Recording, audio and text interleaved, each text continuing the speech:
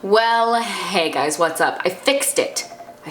There's light on this side of my face. Do you see this? There's light on this side. There's light on that side. Not as much light on this side. But either way, you can see part of my face. I did it! Well, rather Will did it. But either way, isn't it great? Isn't it great not living life in shadow?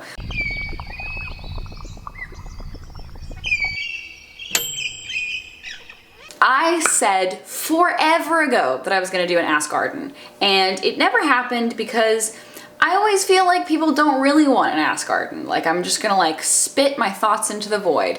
But then so many of you guys were like, why haven't you uploaded this thing that you've been talking about for like 4 months? Why haven't you done that video? You keep asking for video ideas. Why haven't you done that one video? So I'm doing that video today. Today is an Ask Arden. It's my time to talk about myself. This is selfish time. So to start selfish time, I thought I'd start in the most selfish way, but also answer a question at the same time. How's your book going, Arden? I've been hearing that one a lot. It's right here. This is the actual copy of my book. This is it. This is it. Look how beautiful it is. I just got this last week and I have been like drooling over it for a week. And I know that's narcissistic and probably awful of me, but it's just so different seeing something on like a spreadsheet or seeing it on a Google Doc and then finally seeing it in real life. This is like a year and a half in the making. It happened. I'm so excited about it. As you can see, it is quite a small read. It's not super heavy. Also, the actual coat around the book is this beautiful like robin's egg blue or like baby blue. I love it. It has my little glasses on the side of the spine and my name, and it actually has technically my sister's name down here, so shout out to Harper for somehow making your name on my book as well. It's just cool to see like all of the illustrations and how they turned out. Hannah Jacobs was the person who illustrated the entire book. She did such an amazing job. Some of the illustrations in here are just fucking beautiful. I love them.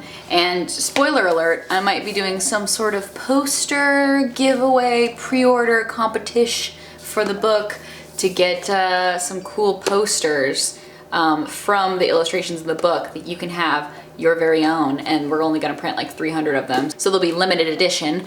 Not sure when that's happening. Hopefully in the next 2 weeks I'm gonna have more info on that, but exciting stuff. I'm really pumped. I got 2 weeks until the book comes out. It comes out on March 28th, and when it does, it's gonna be big. We're trying to do as much fun stuff around this as we possibly can. We are talking about a book tour. I've been getting a lot of questions about that. We're definitely doing something in LA, we're definitely doing something in New York, and we're definitely doing something in London. So in between there, I'm trying to take a stop down in Austin. If there's anywhere else that you guys are like, you have to come here, why wouldn't you come here? Leave it down below in the comments. I would love to see where you guys are from. I was about to say where you guys live, but that is creepy. I am so close to this, to just giving birth to this. I'm ready to give birth. I feel like I've been pregnant with this book for 1.5 years, and I have. And it's nearly done. Oh God, you beautiful thing, you. I love you. Almost Adulting. If you want to pre-order it, link in the description box. Get it for a friend, get it for a family member, give it to someone who has been attempting to adult but can't really get it together. This is the good book for that. Now time to get into the real Ask Arden, since I just did that shameless plug, but it's not even really a plug because I'm just really proud of my book, so I want you guys to know that. I went on Twitter and with the hashtag Ask Arden, I asked you to ask Arden. So let's see what you guys had to say. Arden Cho always comes up on the Ask Ardens, and I'm like, I thought I was the only person with that name. Wrong, wrong, wrong. First question, this was a very popular question. It was, why do you call Will a worm? You know, we started that really randomly. It might have actually started in New Zealand. I feel like that's where it might have started because we went to New Zealand, and part of the trip in New Zealand, hey babe, correct me if I'm wrong on any of this. Part of the trip in New Zealand was that we were going to go to a glowworm cave. And I feel like that's where we started calling each other worms, because I don't know where else we would have gotten worms from. But I don't know why, we had just this weird connotation with worms being like squirmy and wormy and like, it's hard to describe, but it's like a pet name that's also a little bit offensive, but really sweet at the same time. Like if you're doing something kind of like wormy, you make this face, you know what I mean? Like being a real worm right now, you know what I'm saying? But I also call him Worm or Scrum. He's got a lot of nicknames. Squirm, which they all kind of relate to worm. But then we also got a wooden worm from the Glowworm Cave gift shop, and we called him, I think, Mr. Worm. Wait, was it Captain Worm? Yeah. No. Commander? Colonel Wormington. It was Colonel Wormington. We called him Colonel Wormington, and he traveled with us, so we used to like set him up, and he had these really buggy eyes, and you could turn him so he like looked at you really suddenly, so we would like do that to each other. I don't know where Worm is now. I gave one to Will, and then I think he gave me one, and I don't know where. Oh, it's in London. Colonel Wormington is in London. So we had a token of our love that turned into a sort of nickname type of thing. So yeah, that's where Worm came from. Someone asked me, are you a pineapple on your pizza type of person? Here's the thing. I'm not gonna impose my pizza beliefs on other people. I'm a pizza pacifist, so if you want some goddamn pineapple on your pizza, you eat it. On that same token, I don't like anything mushy on my pizza. It's not about the actual flavor of pineapple. I would love to have like a little bit of sweetness with that salty, like I totally get the philosophy behind it, but I don't like the idea of like a squishy, lumpy, sugary thing on top of my pizza. So I'm gonna say no, although I'm not opposed to it. Like I will pretty much eat anything. So yeah, I'm cool with pineapple on my pizza, but it wouldn't be my preference. Next question, when are you gonna start filming season 2 of Mr. Student Body President? Well, this is already kind of in, I don't wanna say the news because I'm not important enough to be in the news, but it's already on Twitter that Mr. Student Body President has been picked up for 3 more seasons, which means we have 30 episodes to shoot, roughly. And I think we're starting to shoot that in the summertime. So I'm expecting that season 2 will be out early next year. I'm not gonna make a promise to that because I don't know that, but I would assume that it's gonna be around then. But I'm very excited to get back on set. I'm excited to start shooting again. I'm excited to see Jeremy and Gabe and everyone else who's so wonderful on the show. Someone asked me, what would you name your cat and what breed would it be? What a great question. Oh my God, love this question. Personally, I would name my cat something very patronizing, like Biscuit or Snugs with a Z. I used to think that I wanted all my pets to have like human names like Jeffrey or like Dom, but now I'm kind of the mindset that I want them to be so cute it's almost nauseating, and I feel like with cuteness you have to have a really cute name. So yeah, like Biscuit or Loaf. Loaf for a cat? Game over. And the breed of the cat, personally I'm of the mindset that you should adopt a cat or a dog in need, but I also fucking love cats with little stumpy legs. I know there's probably something wrong with getting a munchkin cat, but man, I would want one. But I wouldn't get one if it was actually bad for the cat, but man, I'd want one. Inbreeding. It's cute, but it's awful. Someone asked me how I get rid of my acne scars. That is so tough. I mean, I've told you guys this before, I've been very candid about my struggle with acne. For me, one thing that really helped me that is something that is a pretty inexpensive solution is rosehip oil. Estee Lalonde here on YouTube first turned me on to rosehip oil, and it's amazing for just getting rid of discoloration, uneven pigmentation. It's also very moisturizing, and like I said, it doesn't have to be a super expensive thing. Other than that, I think the biggest thing that helped with my acne scars as well was just making sure that I made my skincare routine not just something that I did on like the weekends or did sporadically when I felt like being good to my skin, but something that I stuck with. Like if I was gonna moisturize every day and make sure that my skin was glowy AF, I would do it all out every day, you know? I would do it morning and night, both times. Get it all together. Get it together, girl. Someone asked me, what was your biggest concern while writing a book? And do you have any other exciting projects in the future?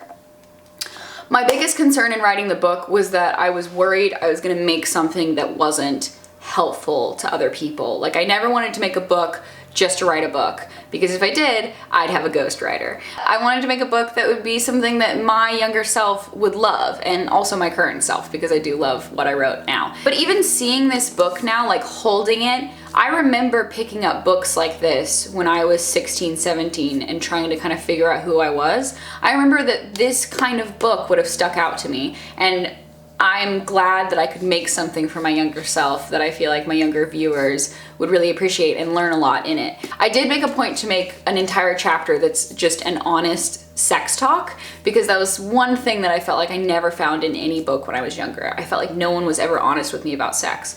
And what was the second part of that question? I already forgot. Let's see. And do you have any other exciting projects in the future? Right. Obviously we've got Mr. Student Body President shooting at some point, but I'm also shooting another thing that I'm very excited about that I haven't talked about at all on here, and I'm glad that I kind of get to talk about it now. We're about 2 weeks out from shooting a show that I'm really excited about for my channel. I'll tell you the name of it. It's called Let's Learn Japanese, and that's all I'm gonna say, okay? That's all I'm gonna say. You guys know that I've always had a big love for Japanese culture and understanding Japanese culture, and I obviously am obsessed with Hayao Miyazaki and all different kinds of anime. So yeah, I kind of wanted to dedicate a sliver of my channel to some educational comedy blocking. So that's all I'm saying. I'm gonna back on out of that question. Can I get out of here? Nope, my back's still showing. Okay, tried. If you were an apple, what type of apple would you be? Girl, I'd be a pink lady. Honestly, I'm probably like Gala, that basic bitch Gala, but I want to be a pink lady. Someone asked me, do you work out? If yes, how? God, no. I was talking to my friend Sarah today actually about this, and she was talking about how much she likes doing Pilates, and she's kind of like always been an athletic character. And I was athletic when I was younger, like I did cheerleading a lot, but I legitimately don't remember the last time I went for a run. I think it must have been in the fall. I think that was the last time I went and exercised. I walk around a lot. It's not like I'm super, I don't know, that sounds so bad. I walk around a lot, like that's valid exercise. But no, I get outside a lot. Like I do sit in a lot as well, but I feel like I'm fairly active of a person. Like I'm typically on my feet quite a bit. So yeah, I don't do any kind of like strength training or any of that. I would love to get into that. Like I have this secret fantasy of like getting a personal trainer or like a workout buddy and like learning a few things and then like never talking to that person again and just like squatting my heart out, you know what I mean? Like really getting that thick baby girl booty. That's all I want is that thick girl booty. And it's just, it's a struggle, you know? I'm lazy, I'm very lazy. And I don't eat the right things to start doing weightlifting. Like I definitely don't eat a weightlifter's diet. So yeah, I don't know. I'm not a workouter. I'm not a workout queen, but I wish I was. Maybe I will be, you know? Maybe I will be in the next month or so. I go through phases a lot. What did you want to be when you were younger? Ugh, I wanted to be a dermatologist. I know that sounds so lame, but that was the thing that I thought I wanted to be. Realistically, I think I wanted to be an esthetician because, as you guys know, I have trichotillomania. I'm a very picky person. Like, if I see a pimple on someone, I pick it, okay? I am big time picker. Will can tell you. I'm all over his back all the time. I used to think that that would be like the dream job. And then I remembered that I have an intense fear of blood and needles, so that didn't help me necessarily. And I probably wouldn't have done very well in medical school, so dermatology wouldn't have worked out for me. But hey, if you have a really, really great set of, you know, blackheads on the back of your neck, call me over. I'll pop them all out for you. I might even disinfect it at the end. Who knows? You know, I'm like a rogue esthetician.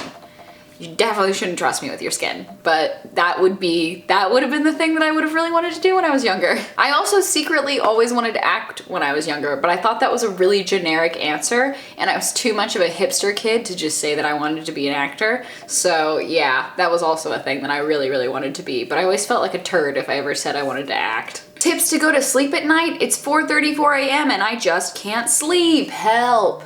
Don't get on your phone. Why are you on Twitter right now? I mean, not right now, but like when you tweeted at me, you were on Twitter. I have read a lot of studies and things about sleep patterns and about how your body wants a cyclical cycle to go through. It doesn't want to have to figure something out different every day. So if you stay up until 2 in the morning one night and you keep doing that, if you keep staying up late, it forms a habit and then you can't help but sleep late. So what I would do is make sure that you're waking up earlier in the morning. So try to give yourself like an 8 or 9 hour sleep cycle so that anytime you are going to bed, you know that you're gonna wake up 8 or 9 hours later. So if you wanna go to bed at 12, you know that you can wake up at 8 or 9 and then stick to that. Set your alarm and stick to it each night.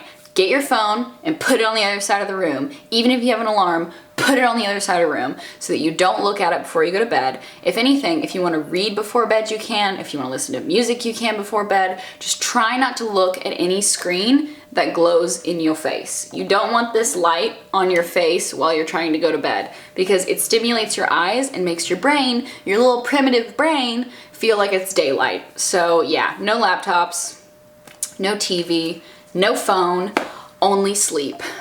I've gotten to that age where I can sleep through mostly anything. Like, I feel like I sleep really well now. And if you'd ask my teenage self about that, that would just not be true. I would be staying up until like 5 in the morning. I had the worst sleep patterns, and then I would wake up really early for school and I felt awful. So yeah, just put yourself on a pattern. Life is all about patterns.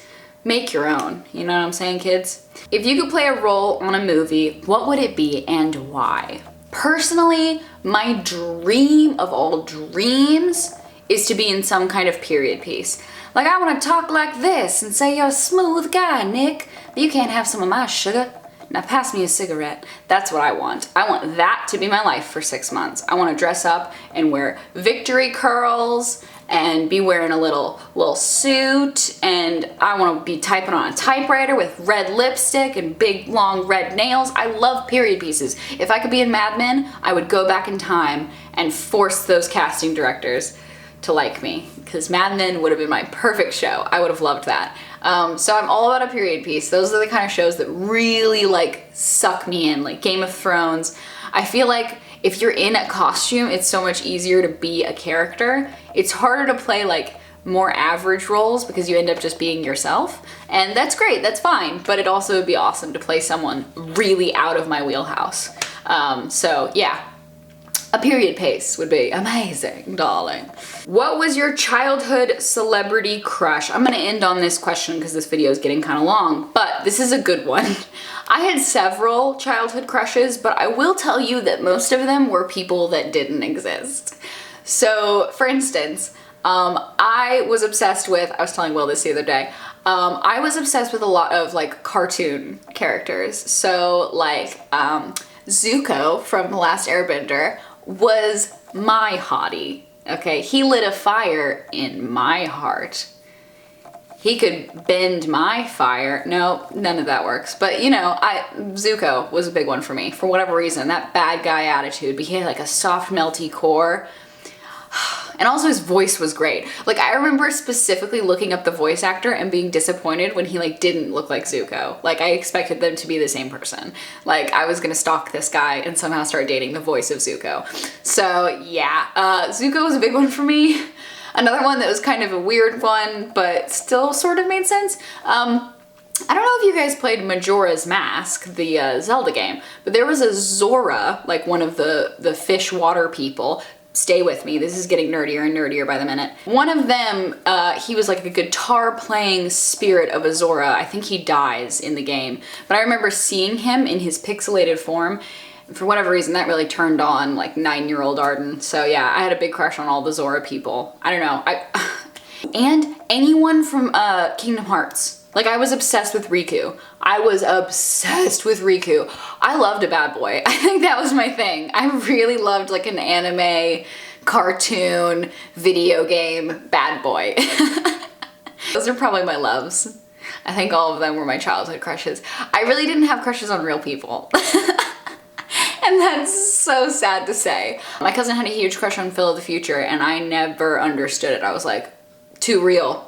Too real. I need a fake love. Anyways, thank you guys so much for watching this Ask Arden. This was a rambly one. I just felt like chatting with you guys, having a little sit down, a little talk. I hope you guys enjoyed this. And if you have any further questions or anything you want to say, please leave me a comment. I always read the comments. I always try to respond to you guys in the first like 20 minutes of videos uploading. So have a little sound off. I'd love to hear from you.